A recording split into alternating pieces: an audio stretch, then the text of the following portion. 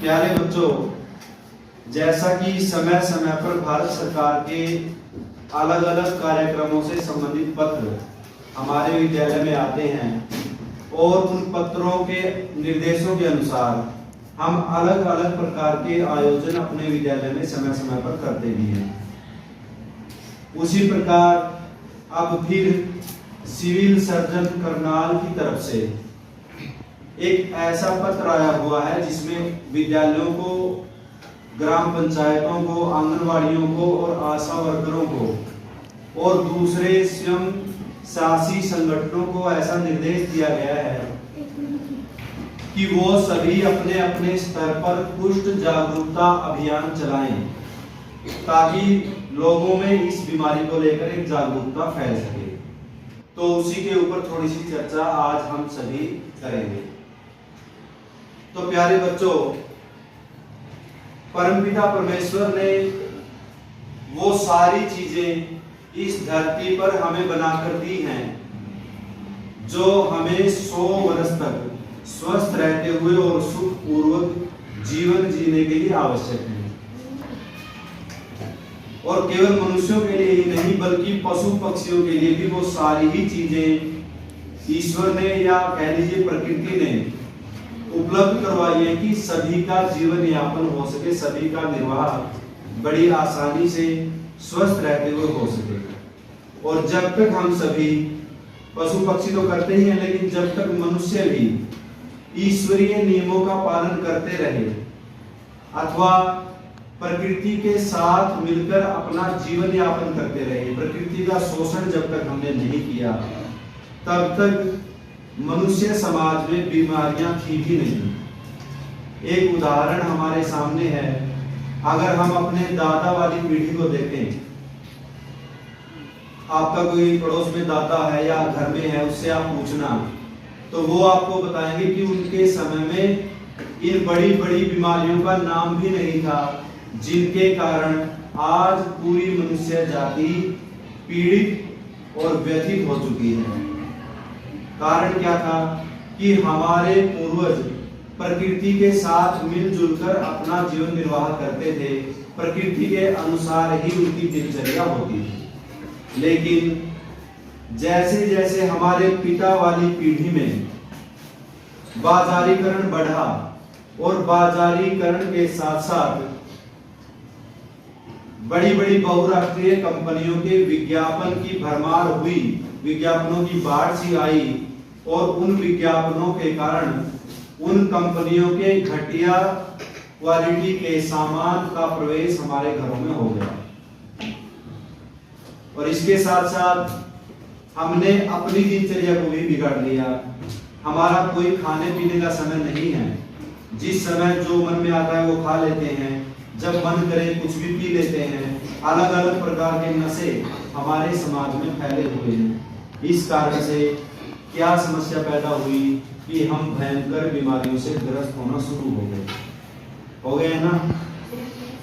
आज बच्चों, जिनको पहले बहुत बड़ी बड़ी बीमारियां माना जाता था ना, वो शहरों में भी किसी इक्का दुक्का आदमी को होती थी, जैसे कैंसर, डायबिटीज, HIV और इस प्रकार की दूसरी बीमारियां, जिनमें कुष्ठ का भी नाम ले सकते हैं।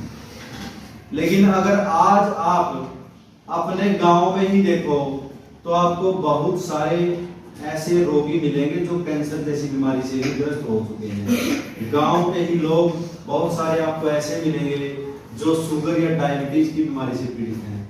बहुत सारे लोग आपको ऐसे मिलेंगे जो हाई बीपी और लो बीपी की समस्या से पीड़ित हैं।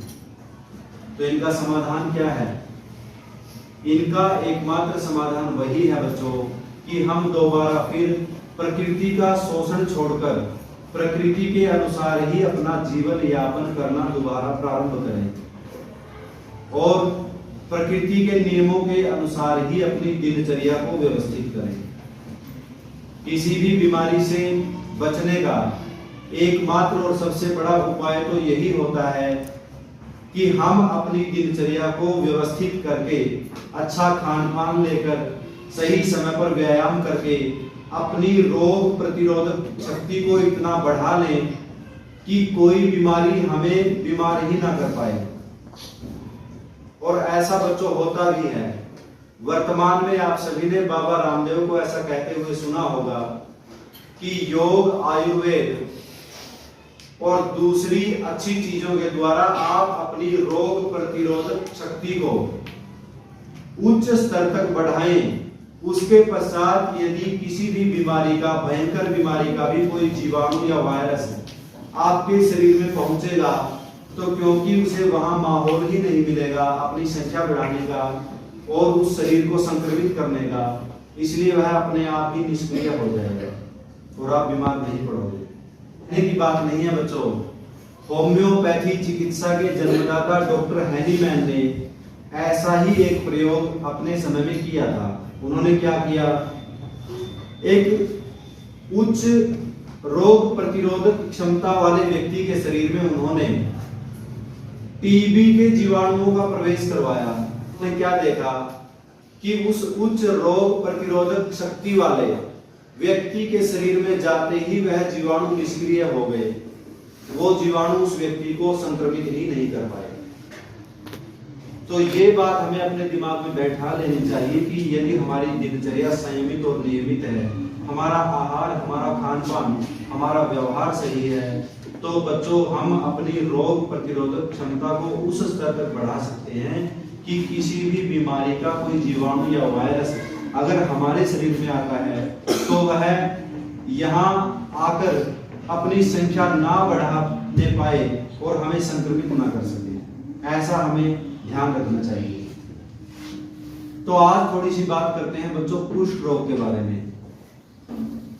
यह बीमारी माइकोबैक्टीरियम लेप्री नाम के जीवाणु के कारण होती है और इस रोग को हैंसेन रोग भी कहा जाता है, लेकिन हम हिंदी में इसे क्या कहते हैं, कुष्ठ रोग। और हिंदी से भी यदि अपनी स्थानीय भाषा में बात करें तो इसको हम कहते हैं कोढ़ की बीमारी। सुना है कोढ़ का नाम? कई बार कह देते थे ना कि उसको तो कोढ़ लग गया, लेकिन वास्तविकता यह है बच्चों कि यह बड़ी विशिष्ट सी बीमारी है। यह कोई सामान्य बीमारी नहीं कि हर किसी को हो जाए। विशेषज्ञ ऐसा मानते हैं कि हमारे देश की 90 से 95% जनसंख्या की रोग प्रतिरोधक शक्ति इतनी है कि यह बीमारी, यह जीवाणु उनको संक्रमित नहीं कर पाता और केवल 1 से 5% लोग ही हमारे देश में ऐसे हैं जिनकी रोग प्रतिरोधक शक्ति कम है और उन लोगों को ही इस बीमारी से संक्रमित होने की थोड़ी सी संभावना रहती है। इसीलिए आपने अपने जीवन में, मैंने भी अपने जीवन में कुष्ठ का कोई मरीज देखा ही नहीं आज तक, केवल फिल्मों में सुना है। लेकिन फिर भी हमारे समाज की समस्या क्या होती है कि बीमारियों के बारे में साधारण नागरिकों को ज्यादा पता नहीं होता। उस अवस्था में क्या होता है कि यदि हमारे समाज के किसी सदस्य को कोई बीमारी हो जाती है तो हमारा समाज उसे सहारा देने की बजाय, यहाँ तक कि हमारा परिवार भी कई बार उसे सहारा देने की बजाय एक प्रकार से उसका बायकॉट सा कर देता है कि ये तो बीमार है, हमें भी बीमारी लग जाएगी, उसके पास नहीं जाता कोई। लेकिन ये आपको बताना चाहता हूँ बच्चों, जैसे टीबी एक बीमारी है ना, ट्यूबर बेसिलस, टीबी की बीमारी हो जाती है, तो वो ऐसी बीमारी है बच्चों, अगर आप उसके साथ बैठोगे मरीज के साथ, उसके सांस से भी आपको फैल सकती है, उसका झूठा खाने से भी आपको फैल सकती है। लेकिन अगर उस व्यक्ति ने अपना इलाज शुरू करवा लिया है तो विशेषज्ञ ऐसा बताते हैं कि उसके इलाज के दौरान जो गोलियां उसे दी जाती हैं, जो दवाई दी जाती हैं, उन दवाइयों में एक दवाई ऐसी भी होती है जो सबसे पहले इसी चीज को नियंत्रित करती है कि उसका संक्रमण दूसरे व्यक्ति में ना फैले। इसका मतलब क्या हुआ कि यदि कोई व्यक्ति टीबी से ग्रस्त है और उसने अपना इलाज शुरू करवा रखा है तो आप किसी भी तरह से उसके साथ उठे बैठे, उसके साथ व्यवहार करें, घुले मिले रहें, तो आपको संक्रमित नहीं कर पाएगा। ऐसा ही कुष्ठ के बारे में है बच्चों। लेकिन जैसा कि मैंने बताया कि सभी को कुष्ठ की बीमारी नहीं होती, बड़ी विशिष्ट बीमारी है ये। और फिर भी चलो, अगर किसी ने अपने शरीर का ध्यान नहीं रखा और उसे कुष्ठ की बीमारी हो गई, तो हमारी जिम्मेदारी क्या? ये तो बीमार है, इसके पास ले जाते। हमारी जिम्मेदारी यह बनती है बच्चों कि उसको सपोर्ट करें और उसका सही इलाज करवाएं। MDT नाम की दवा के द्वारा केवल 6 से 12 महीने में ही कुष्ठ नामक बीमारी का पूरी तरह से इलाज हो जाता है बच्चों। और यदि कोई बीमार हो गया और उसने लापरवाही कर दी, इलाज शुरू नहीं करवाया, तो उसके अंग पूरी तरह से विकृत भी हो सकते हैं, विकलांगता भी उसमें आ सकती है। तो हमारा दायित्व बनता है बच्चों, अगर ऐसा कोई व्यक्ति अपने समाज में आपको लगे तो इसका इलाज किसी भी सरकारी अस्पताल से आप शुरू करवा सकते हैं। किसी भी चिकित्सा विभाग के व्यक्ति से संपर्क करके आप उसका इलाज निःशुल्क ही करवा सकते हैं। उससे क्या होगा, यदि उस व्यक्ति को कुष्ठ हो भी गया है और उसने MDT नाम की दवाई लेना शुरू कर रखी है, तो बच्चों उसमें से कुष्ठ का वायरस जीवाणु आपको संक्रमित नहीं कर सकता, क्योंकि उसकी दवाइयों में भी ऐसी दवाएं दी जाती हैं कि फिर वो जीवाणु दूसरे व्यक्ति को संक्रमित ना करे।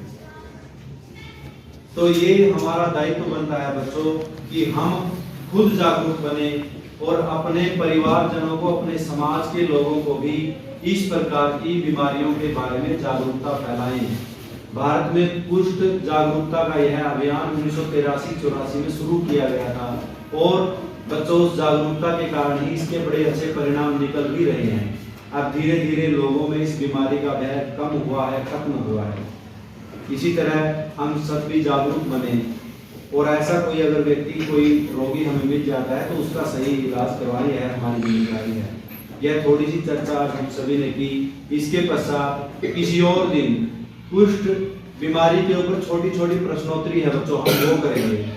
और अंत में किसी भी दिन एक शपथ का प्रारूप भी दिया गया है कि हम सभी ये शपथ लें कि कुष्ठ के मरीजों के साथ, कुष्ठ के रोगियों के साथ कोई भेदभाव ना होने देंगे और ना करेंगे और सही इलाज उनका करवाएंगे। किसी दिन वो शपथ भी हम लेंगे। तो आज की इस कक्षा में इतना ही। आप सभी ने ध्यान से सुना, आप सभी का बहुत बहुत धन्यवाद।